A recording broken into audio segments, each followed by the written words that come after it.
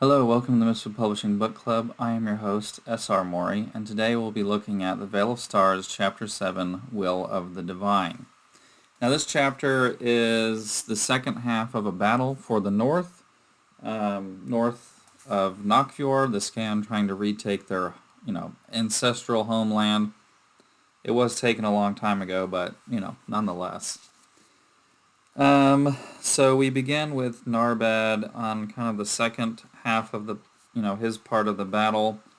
So you can kind of see some other aspects of medieval warfare that maybe gets glossed over in a lot of less realistic or gruesome fantasy. So you'll see a lot of realism in this part of the battle, especially. A lot of kind of just not romanticized depictions of medieval battle. And obviously there is some inspiration from the Battle of the Bastards, but because I think that was really the first piece of media that really showcased, okay, medieval warfare was just as brutal, if not more brutal, than modern warfare. Just because there aren't explosions everywhere doesn't mean that cavalry and all the other aspects of it were not horribly gruesome, including, when you have that many people close together, the press of battle can be a deadly factor in and of itself.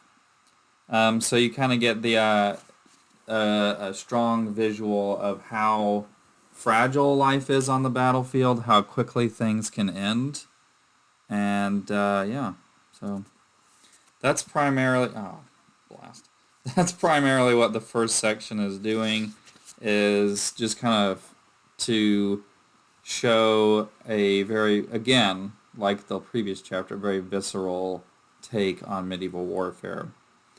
The second section is, we're catching back up with Talia, and they are at the temple in the north, which is pretty close, which is pretty close to where Narbad is, actually.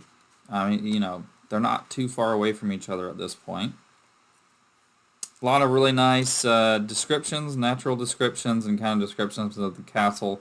I wanted to make it unique from any kind of castle or temple that I've seen in a movie or described in a book myself. So if there's anything like this in another book, I've not read it or seen it or anything like that. So I tried to make it unique.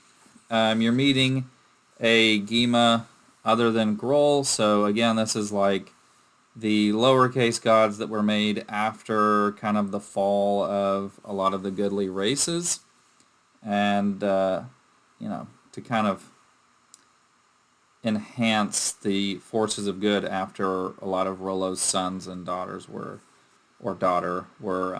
eliminated. So we see kind of like the companions, if you will, kind of piecing together maybe a little bit more of the plan, because Eofor is giving them more information from what he's deduced in his investigation. And it's kind of like the official, okay, now we know what we have to do, let's go do it. And I think in that section, Talia, her character just continues to be developed as someone that's rather insecure, but very likable, and that, people can really relate to her, because, who hasn't been in a meeting where they felt out of place, where they felt like they were not qualified to be there, and or like this information that was being discussed didn't really pertain to them, so they kind of, or to us, so we kind of space out a little bit. I know I've been in meetings like that myself. So there's quite a bit of relatability, and then, Talia kind of realizes, the sheer gravitas of what they're trying to achieve.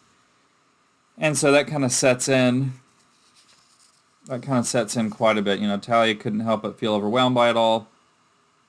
She was part of something much bigger than anything she could have ever dreamed possible, going on a secret mission to save the world, and she was apparently chosen for it.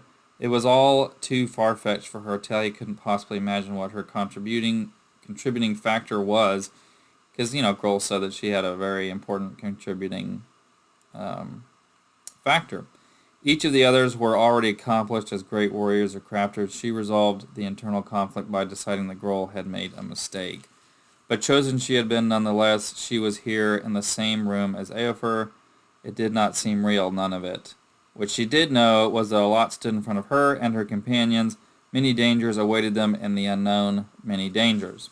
So then we return to Narbad and his battle for Ekitop, which, you know, in this section, you kind of get a good glimpse of him as a leader, him as a battle commander, because he was such a big part of the first chunk of the battle. People, other orcs and people, you know, humans, are kind of looking to him as a source of leadership, and they're fighting against some pretty intense foes.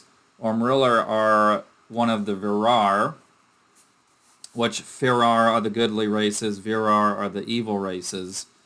And so the Ormriller are like, if you imagined the body of a giant, or like the Hulk, for example, but you put like the size appropriate version of a moray eel with a long neck on top of it. This is depicted in Emerald Knights very well by artist Mark Soko. And let me see if I can actually find that. If I can find my copy of Emerald Knights, I can show you that real quick. Bane here is a new addition to the room. Well,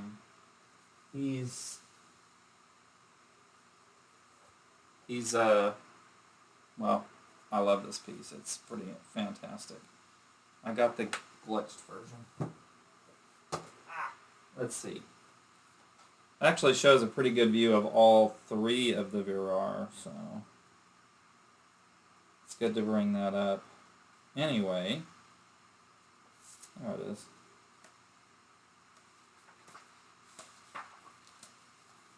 Alright, here we go. So, the Virar, as depicted in Emerald Knights, and they don't look any different in the Veil of Stars. Here in the middle you obviously have an Ormriller. Very, very well depicted. And then you have a Lif, and you have a Wendigo. If I can get it to focus on that. Let me see here. Everything's always reversed with these cameras, and it's really frustrating.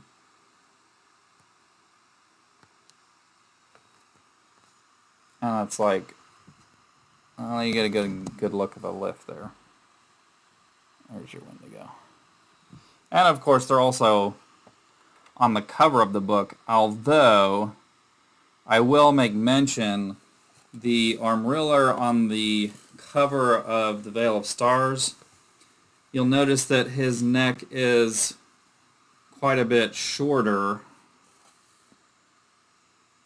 That would be like a baby Ormriller. This would be a full-sized, fully grown, and proportionate Ormriller. Like, the neck is super gross. That's like the Emerald Knights art is definitely how I envisioned those villains looking like. So they're fighting, I think it's what, 2 of these things, if my memory serves me correctly. So it's kind of like in Lord of the Rings, you know, where like felling a troll is a big deal. It's the same thing in this world.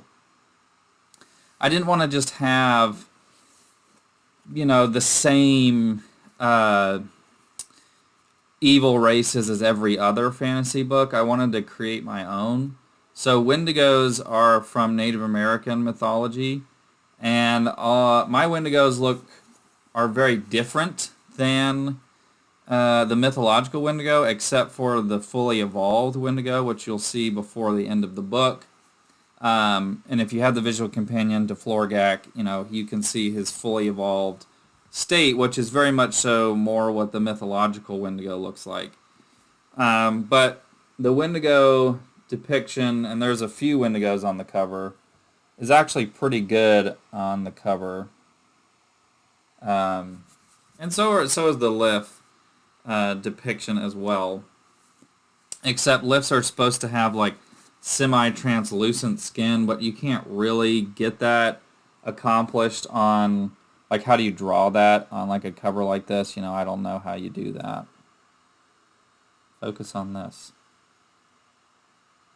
Anyway, so I wanted, like, Lifs are kind of like Lord of the Rings orcs. I guess you could totally make that comparison, but they're not. I tried to make them as unique as possible, but they are kind of like taking the place of those, I would say, goblins more than orcs. But Wendigos, again, there's still a lot of heavy inspiration from the mythology of them, and that they prefer to eat human hearts. That's their preferred meal, of course. But other than that, they kind of are almost like, I would say, if I had to draw a comparison, the equivalent of a Orokai or whatever, the bigger, more meaty, more intelligent version of a goblin, if I had to draw that comparison. In fact, Lifs, their other name is surface goblin. So there are goblins in the world, and they are very rarely seen because they're, subterranean. But Lifs, other name is surface goblin because they're, the similarities are there. They obviously look different than their subterranean counterparts, but their subterranean counterparts still have the translucent skin, though. But the Armriller in particular is something that you've never seen in another fantasy book, so I wanted to make that unique. They're also fighting a dark wizard, so it's a nice little battle within a battle. The next section is with Hael, or with the king, and this is where you have your first real twist. And if you haven't read the chapter and you don't want to spoil, like a big spoiler, maybe don't watch the rest of the video.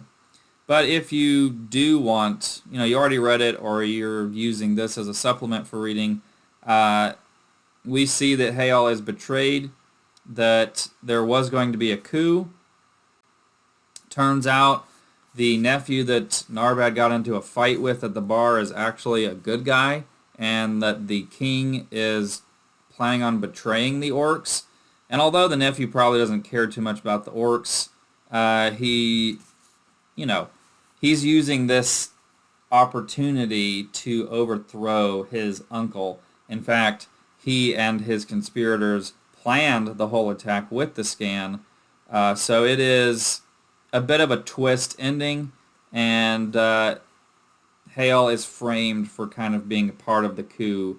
And we kind of get the idea, it's very clear that the king never intended on fulfilling his promise to the orcs. And Hael, the orcs, he was just using them to win this battle, had no intention of actually helping them. And that's kind of where that goes. It's unfortunate for the orcs, but it shouldn't be too surprising given the history that has been implied with how they've been treated, and the fact that they're slaves is also another, hint to that. And if I may say so myself, Hael is a pretty good warrior. I'm actually quite proud of his combat in this chapter. I thought it was pretty well choreographed from a writing perspective, if I can brag on myself.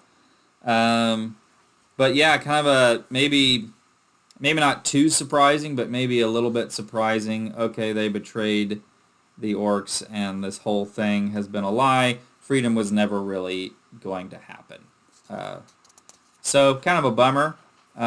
Chapter 8, the next chapter, kind of, is obviously the aftermath of that. Talia, we get kind of an update, aftermath of, okay, we now know what we're going to do. We have our mission, now let's go and do that. And I do believe that the entire chapter is from her perspective, but it is kind of where her and Narbad's paths cross. So you'll have that, and that's the end of part 1. So there will not be a video next week. So you'll have 2 weeks to read chapter 8 and then the journal entry for part 2.